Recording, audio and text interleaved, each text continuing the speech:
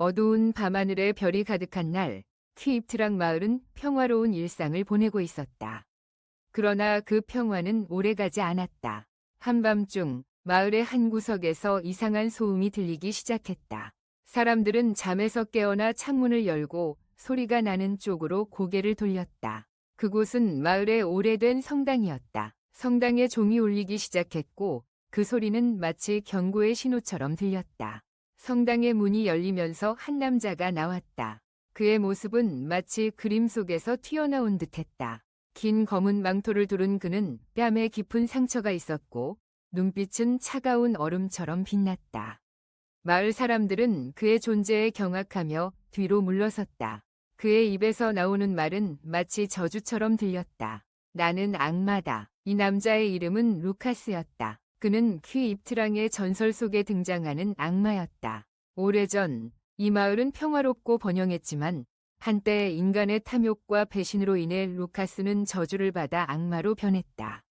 그의 전설은 마을 사람들에게 전해져 내려왔고 그 이야기는 경고의 의미로 여겨졌다. 하지만 사람들은 이 전설을 잊고 살아갔고 이제 그 대가를 치르게 되었다.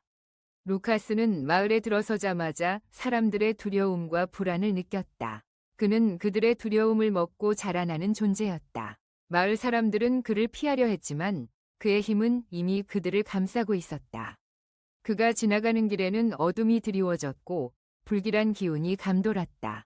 루카스는 마을의 중심으로 향했다. 그곳은 오래된 성당이었고 그곳에서 그는 자신의 복수를 시작할 준비를 하고 있었다.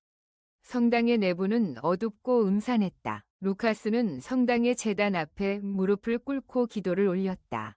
그의 기도는 고통과 분노로 가득 차 있었다. 그는 자신의 저주를 풀기 위해 그리고 자신을 배신한 이들에게 복수하기 위해 이곳에 왔다. 그의 기도는 마치 마을의 모든 악을 끌어모으는 듯했다. 성당의 공기가 싸늘해지고 바람이 불기 시작했다. 루카스의 주위에 검은 그림자가 형성되었다. 마을 사람들은 성당에서 이상한 기운이 감돌고 있다는 것을 느꼈다.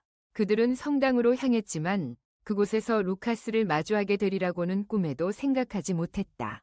한 남자가 용기를 내어 성당의 문을 열었다.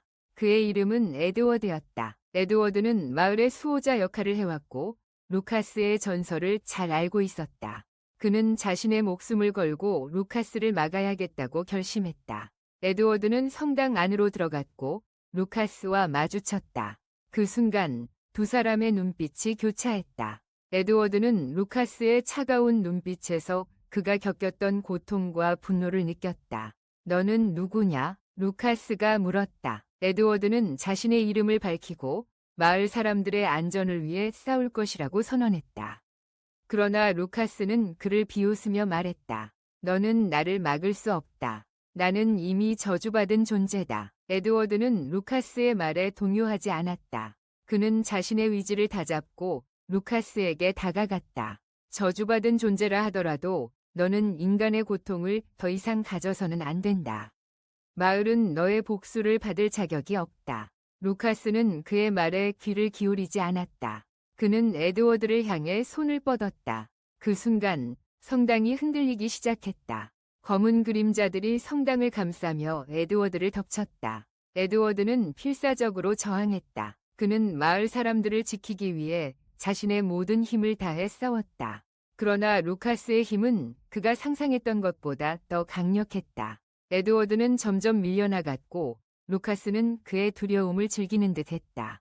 너는 나와 같은 고통을 겪어야 한다.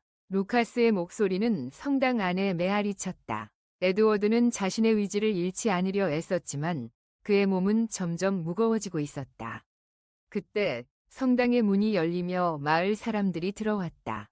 그들은 에드워드를 지켜보며 두려움에 떨고 있었다.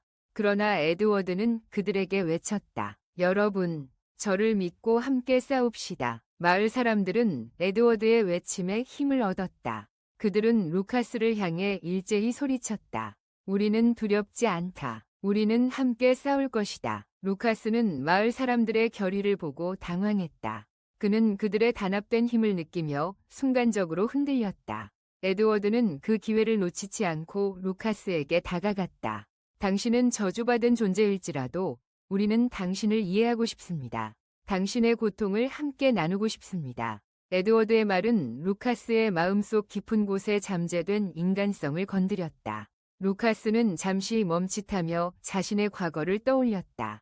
그는 한때 사랑받던 인간이었고 마을 사람들과 함께 행복한 시간을 보냈었다. 하지만 배신과 고통으로 인해 그는 악마로 변해버렸다.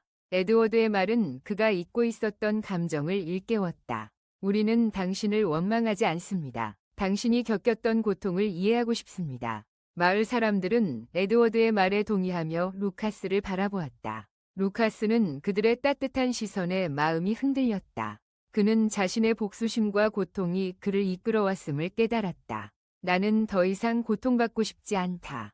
루카스의 목소리는 떨리고 있었다. 에드워드는 그에게 다가가 손을 내밀었다. 함께 이겨냅시다. 당신의 고통을 나누고 새로운 시작을 만들어 봅시다. 루카스는 에드워드의 손을 바라보았다. 그의 마음속에서 갈등이 일어났다. 복수의 길을 선택할 것인가? 아니면 새로운 시작을 선택할 것인가? 그 순간 그는 자신의 선택이 마을의 운명을 결정짓는다는 것을 깨달았다. 루카스는 깊은 한숨을 내쉬며 에드워드의 손을 잡았다. 나는 더 이상 악마가 되고 싶지 않다. 그의 말은 마을 사람들에게 희망의 메시지가 되었다. 루카스의 저주가 풀리기 시작했고 그의 모습은 서서히 인간의 모습으로 변해갔다. 마을 사람들은 환호하며 그를 맞이했다. 그들은 루카스가 다시 인간으로 돌아온 것을 축하하며 새로운 시작을 함께 하기로 결심했다. 이제 퀴입트랑은 과거의 상처를 치유하고 새로운 미래를 향해 나아가고 있었다. 루카스는 마을 사람들과 함께하며 자신의 고통을 나누고 그들의 사랑과 지지 속에서 다시 태어났다. 마을은 더 이상 두려움에 떨지 않았고 모두가 함께하는 따뜻한 공동체로 거듭났다. 악마가 침입한 그 순간은 마을의 전설로 남았지만 이제는 그 전설이 새로운 희망의 이야기로 바뀌었다. 퀴입트랑은 더 이상 악마의 저주가 아닌 사랑과 용서의 상징으로 기억될 것이었다. 사람들은 이제 루카스의 이야기를 전하며 고통을 이해하고 서로를 지지하는 소중한 가치를 배워나갔다.